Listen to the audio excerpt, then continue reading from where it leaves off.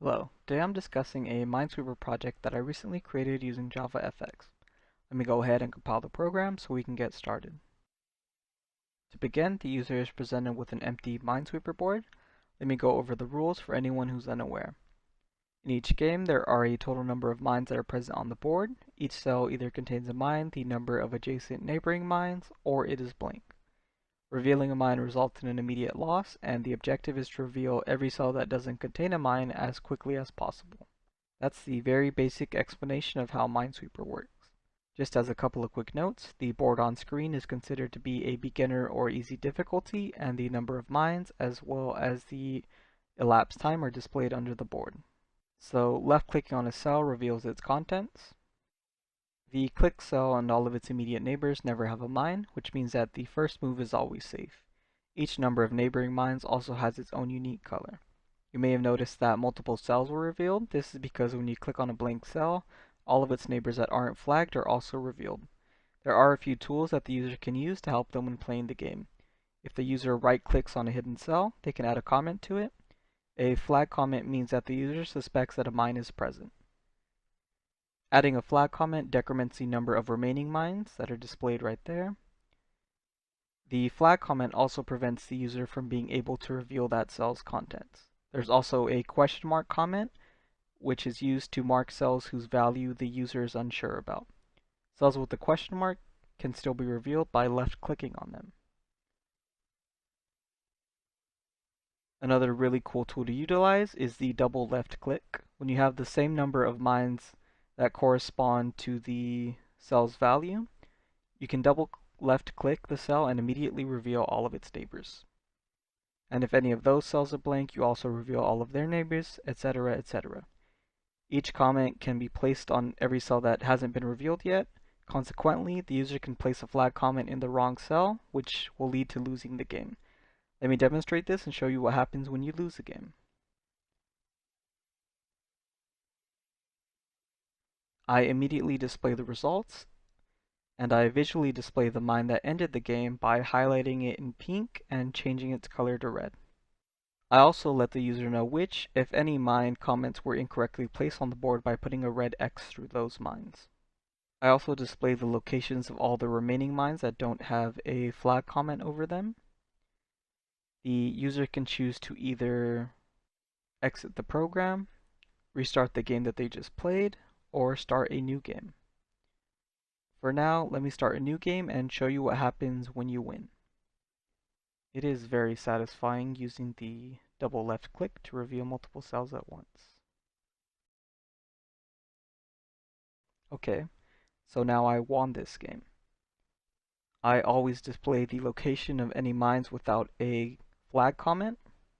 I also display the final end time and the date that that score was achieved. There are also some game statistics that are displayed, but I will cover this later. For now, let me start a new game. I mentioned before that this was an easy difficulty game. Well, I also gave the user the option to change the difficulty as well. You can either use the File menu or the Control-D shortcut. The user can select between beginner, intermediate, or advanced difficulties, or they can also create their own custom game with their own dimensions. I want to change the difficulty to intermediate, but there is currently a game in progress. To account for this, I ask the user what they want to do with the current game. The user can either quit the game immediately or implement the changes once the game is over. I'll choose the latter for now. Let's finish this game. Now that the game is finished, the difficulty change will take effect for the next game. The intermediate difficulty uses a 16 by 16 grid, and there are a total of 40 mines. If there isn't a game in progress, then changing the difficulty takes place immediately. Let me change back to the beginner difficulty to show you this. You may have seen it already, but one of the cool features that I added was the ability for the Minesweeper board to scale dynamically based on the window size. There's obviously a limit to the overall size for each cell that's on the board. The information that's displayed at the bottom of the screen also gets bigger with respect to the window size. Let me go ahead and maximize the screen for now. Now's a good time to talk about the game statistics. You can also use the Control-S shortcut to get to the statistics window. I keep track of the 5 best times, the games played, the games won, the win percentage, the longest winning streak, the longest losing streak, and the current streak for the beginner, intermediate, and advanced difficulties. I update these statistics when a game is finished, and I use serialization to save the data so that it persists between sessions. I also give the user the ability to reset the statistics independently, which is something that the original Minesweeper doesn't let you do. To demonstrate this, I'm going to reset the beginner statistics. This should clear all of the statistics for the beginner difficulty. Let me go ahead and open it up again. Now when I open the statistics again, all of the beginner statistics are empty, but the statistics for the intermediate and advanced difficulties remain intact. Let me go ahead and finish an easy difficulty game so that we can see the statistics update.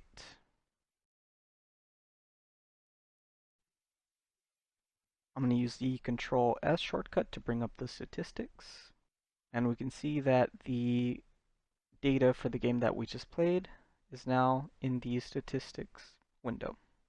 You may have noticed that I don't keep track of custom game statistics, and that's because there are way too many game layouts to keep track of. Speaking of custom games, let's make one right now. I'm going to do the Control-D shortcut to bring up the Change Difficulty menu. I did add some parsing functionality so that only numerical values are allowed in the input fields. Right now I'll try to put some characters in there and nothing shows up. I also made it so that values were automatically adjusted to the minimum or maximum values when an invalid number is given. I also update the mine value if the input is too high given the dimensions of the custom board. As an interesting aside, the equation to get the maximum number of mines for a custom game isn't public knowledge as far as I'm aware. That's why I just used the formula custom height minus 1 times custom width minus 1 for determining the maximum number of mines allowed. For now, let me make a custom game with 12 rows, 22 columns, and 15 mines. And here is our new game. I decided to serialize the current game information as well so that the progress persists between sessions. Let me go ahead and relaunch it. This makes it extremely easy to pick back up where you left off.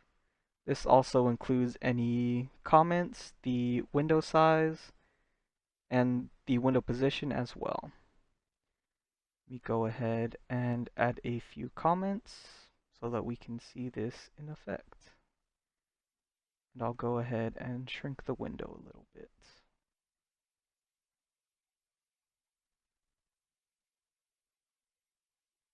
There we go.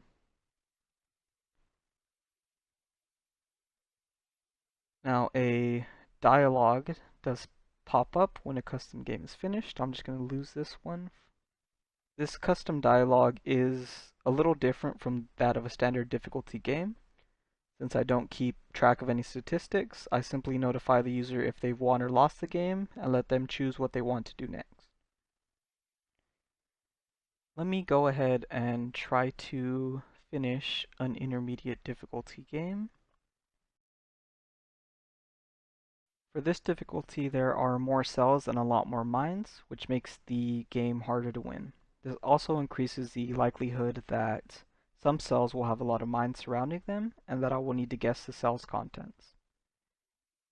This occurs more often in the advanced difficulty, which is extremely difficult to complete. For now, let me try to finish this difficulty, and we'll pick back up in the demo after this game is finished. I'll go ahead and speed up the progress so that I don't take too much time away.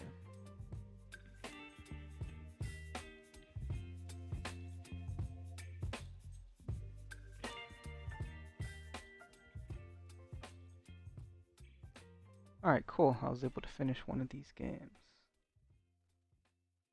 I think for now that's good for the demo. Let me briefly cover the most interesting bits of code for the project. The Game Statistics class and the Minesweeper GameState class are both used to serialize all of the data between sessions. They each have their own accessor and mutator methods to get and update all of the necessary data.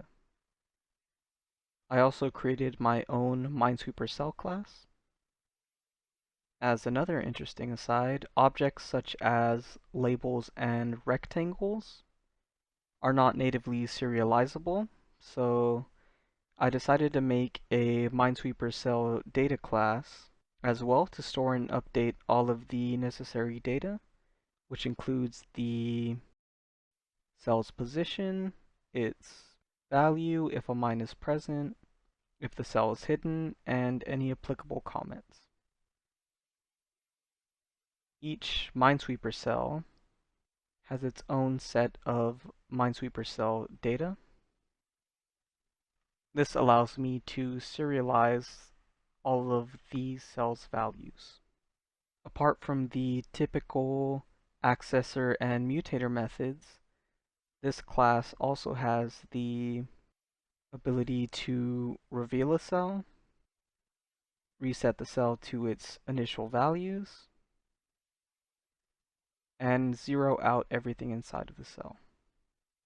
One of the many shortcomings of JavaFx is its extremely rudimentary dialog system. So I created my own CustomDialog class, which helped me create more advanced dialog layouts. The main program contains all of the game logic and creates all of the windows and layouts necessary for the program to function. Here is where the Minesweeper board is created. The fact that the game isn't created until the user clicks on a cell is still very fascinating to me. Let me break down the whole process after the first cell is clicked.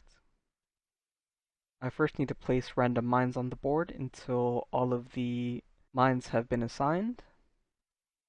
I make sure to exclude the click cell and all of its neighboring cells from containing a mine. Once I have all of the mines on the board, I then need to go back and iterate through the entire board and assign all of the remaining cell values to be either blank or to contain the number of neighboring mines. Then once the Minesweeper board is generated, I then reveal the click cell to the user. Keep in mind that the first click cell will always be blank, and therefore all of its immediate neighbors will always be revealed as well. The majority of the remaining code deals with creating dialogues, showing them to the user, and parsing all of the results.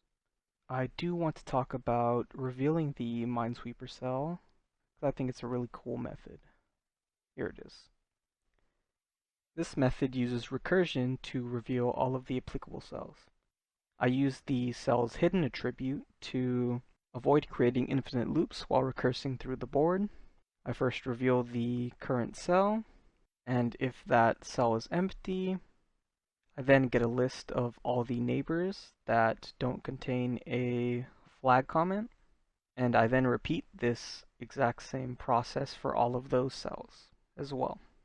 This results in all of the applicable cells being revealed. Everything else is fairly standard code that is used to get the project up and running. I think to finish up, I'll take a crack at an advanced difficulty game and recap my experiences while creating this project. I'll make sure to speed up the game because I know it's going to take a while for me to finish this. I do still consider myself a novice when it comes to Minesweeper, so the advanced difficulty is very hard to win, at least for me still. This program took a lot more time to finish than I would have liked, but I'm very happy with the end result. Generating the dialogues was extremely tedious, but it was definitely great practice for the different layout panes available in JavaFx. I'm also very glad that I ended up learning how to serialize all of the data so that it persists between sessions. That's something that I've always been eager to learn, and I can now use it for any future projects that benefit from serialization. That about wraps up the demo. As always, thank you for tuning in and enjoy the rest of your day.